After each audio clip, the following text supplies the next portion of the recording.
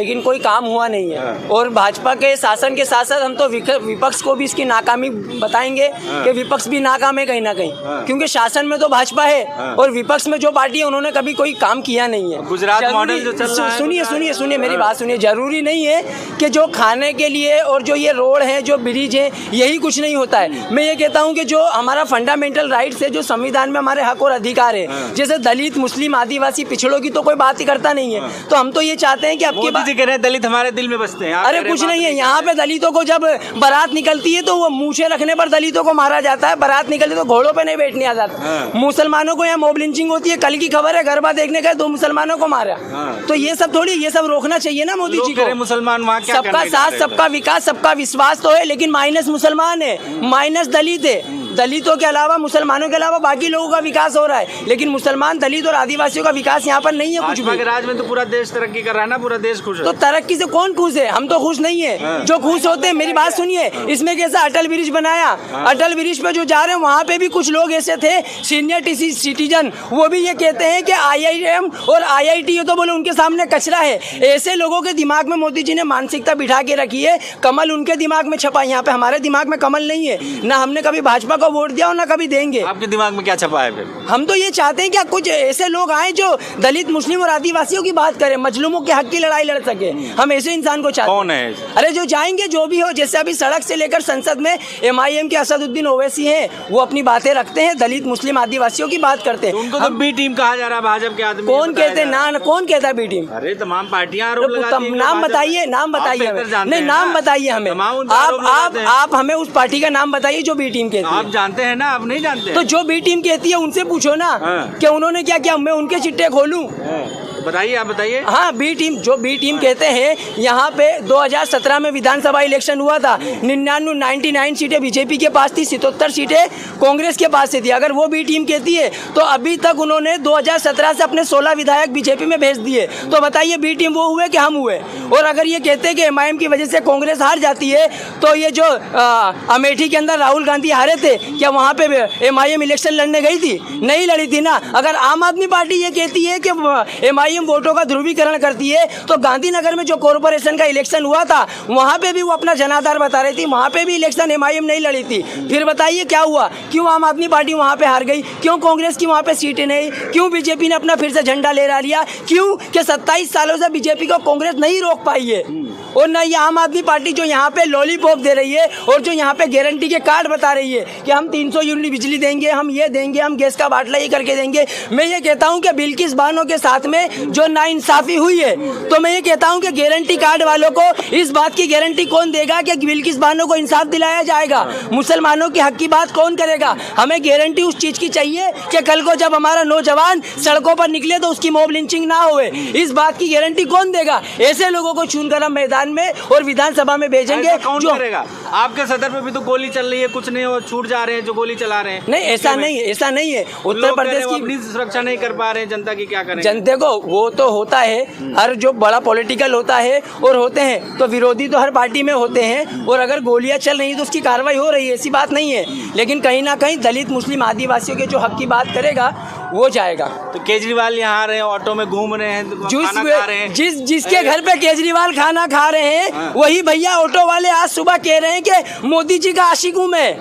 हाँ, जिस भैया के घर मोदी जी ने खाना खाया था, आज वो भाजपा की रैली में थे, वो आज भाजपा के कार्यक्रम में थे। वो भैया यहाँ केजरीवाल खाना खा रहे हैं, वो आज मोदी जी के गुनगान गुनगा रहे हैं, क्या कहेंगे? देखिए, हम लोग एक आम आदमी हैं, और एक आम आदमी, मैं पार्टी की बात नहीं कर रहा, आम आदमी, एक आम आदमी जब अगर किसी व्यक्ति को कोई ये कहता है कि भारतीय जनता पार्टी को हो, कांग्रेस का हो, बीजेपी का हो, कोई भी हो, कि भाई आइए आप हमारे घर खाना खाइए, अगर कोई मेहमान बनाता है तो मेहमान बनने में कोई बुराई नहीं है। और ये जो आज जिस तरह से भारतीय जनता पार्टी या फिर MIM या कांग्रेस इस तरह से एक बहुत बड़ा झूठ और फ्रॉड ऐसा फैला रही है कि भाई वो बीजेपी का था, आम आदमी बीजेपी के साथ साठगांठ थी, तो ये गलत है।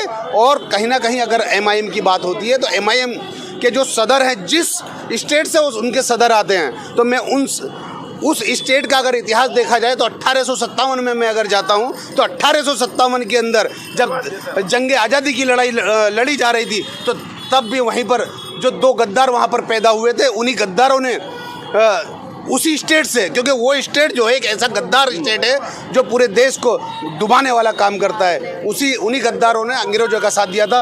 गद्दार आप बताओ सदर के नहीं गद्दारी की, अगर वो हैदराबाद में गद्दार बता रहे तो हैदराबाद के उन्हीं में वो निजाम भी हैदराबादी के थे जिन्होंने अंग्रेजों की लड़ाई में सोना दिया था, न जाने कितना टन अंग्रेजों की लड़ाई लड़ने के लिए, अंग्रेजों की लड़ाई लड़ने के लिए, अंग्रेजों को भगाने के लिए हमारे उलमाओं ने कुर्बानी दी थी। हमारा भी कोई वजूद है क्या? मुसलमान होना इस देश के अंदर गुनाह नहीं है। मैं वही बात कर रहा हूँ। 1857 में मीर और सादिक ने जो देश के साथ गद्दारी की थी, आज वहीं से ये गद्दार जो आज ये मुसलमानों की बात करते हैं, ओवैसी आज जो मुसलमानों की बात करते हैं कि मुसलमानों एक हो जाओ। अरे अगर मुसलमानों की तुम इस तरह से बात करते हो मुसलमानों एक हो जाओ, तो क्या हमारा हिंदू भाई एक नहीं होगा?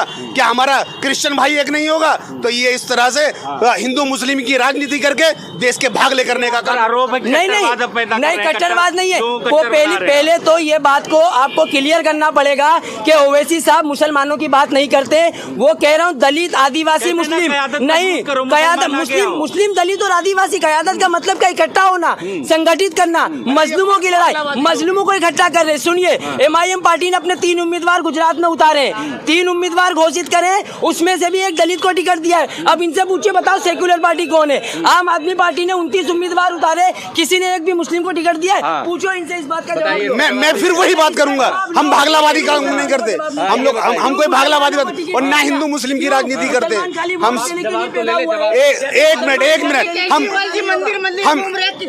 हम इसी बात को कहेंगे। हम कोई संवाद नहीं किया। गुजरात में, गुजरात के अंदर केजरीवाल आते हैं, गुजरात के अंदर केजरीवाल आते हैं, लेकिन तुम बता दो किसी मुस्लिम समुदाय के साथ उन्होंने संवाद किया है? सिर्फ और सिर्फ उन्होंने मंदिर घुमाए और मुस्लिम समुदाय की कोई बात नहीं है। यहाँ पर मुस्लिम समुदाय के कैंडिडेट की बात नहीं है, मुस्लिम समुदाय के लिए कोई उनका मैनिफेस्टो नहीं। मुसलमानों से किनारा कर रहे हैं अरविंद केजरीवाल। नहीं, ये बात गलत है, भी आरोप लग रहा है। नहीं, ये सिर्फ आरोप है।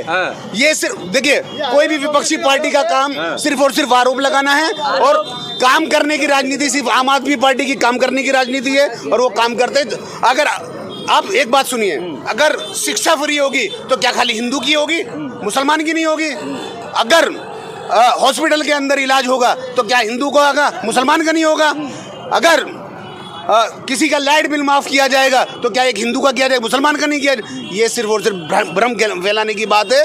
आम आदमी पार्टी सबका साथ सबका विकास लेकर के काम कर रही है। स्वास्थ्य बिजली अगर फ्री हो रहा है तो दिक्कत क्या है? तो शिक्षा स्वास्थ्य बिजली की बात ऐसी है कि ये कहीं ना कहीं लॉलीपॉप है। मैं आपको इसलिए बताऊं कि केजरीवाल सरकार ने दिल्ली में 200 यूनिट बिजली फ्री देने का कहा था, जो अभी तक मिल रही थी, लेकिन 1 अक्टूबर से ये कायदा रद्द कर दिया है। ये बताते क्यों नहीं है? 1 अक्टूबर से 1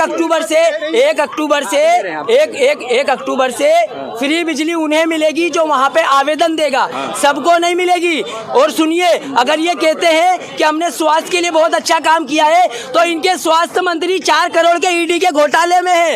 ये भ्रष्टाचार मुक्त कराने आए गुजरात में, इनके स्वास्थ्य मंत्री के ऊपर 4 करोड़ का घोटाला है। जवाब लीजिए इनसे। आप बताइए इधर क्या कह रहे थे? आपके ऊपर बता रहे हैं घोटाला है, ईडी का छापा पड़ रहा है। सत्येंद्र जैन के अभी अमानतुल्लाह खान, मनीष सिसोदिया और विजय नायर, अभी उनको अरेस्ट किया गया है। क्या कहेंगे ये घोटाला? देखिए, अमानतुल्लाह खान जो बाइज्जत बरी होकर के बाहर आ गए, ठीक है। और रही बात दूसरी, मेरी बात सुन लिए, अभी तक किसी के ऊपर भी आरोप सिद्ध नहीं हुआ है। वो कोर्ट तय करेगी, कोई ईडी सीडी या पुलिस तय नहीं करती, ये कोर्ट तय करेगी। और आप एक ऐसा स्टेटमेंट बता दीजिए कि अगर कोई किसी कोर्ट ने ऐसा स्टेटमेंट दिया हो, नहीं ये आरोप सिद्ध करते हैं इसके ऊपर। आखिरी सवाल लेंगे, इस बार गुजरात में क्या होने वाला है? गुजरात के अंदर जिस तरह से आज मैं आपको बता दूं, 2013-14 के अंदर जो दिल्ली के अंदर एक हवा चली, उसके बाद पंजाब में आपने एक हवा देखी, और आज गुजरात के अंदर वही हवा उड़ करके यहाँ पर आई है। और ये बदलाव की राजनीति है, और बदलाव आएगा, ये हवा बदलाव की ओर है।